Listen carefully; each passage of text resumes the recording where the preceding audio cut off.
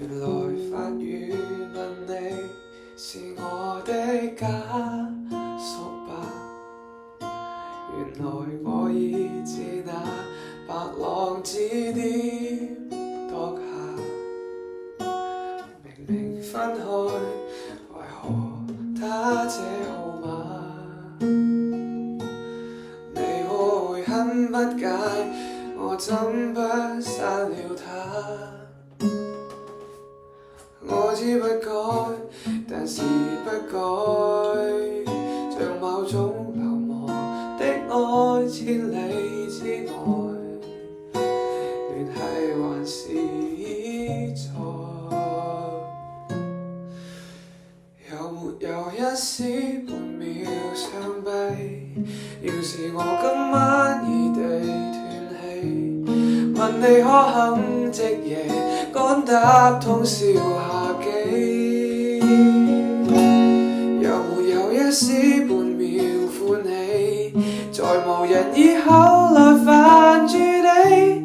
若覺得將這責任加諸很離奇，是我自私今世最後騷擾的人兒，只想是你。誰聯絡你？若我在某冰川遇難，然而教你苦痛亦算黑色浪漫，甜蜜那種事，關掛日子中講到大淚眼。誰料情感無常，這假設太簡單。你有沒有一絲半秒傷悲？要是我今晚異地斷氣，問你可肯即夜趕搭通宵下機？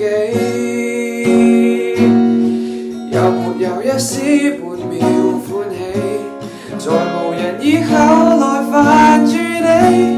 若覺得將這責任加諸很離奇，是我自私今世最後騷擾的人兒，只想是你，必須是你，很想被念記，即使淡淡微微，就算在生亦被嫌棄，都想值，遺言說好想你，可惜最尾沒夠運氣一起。有沒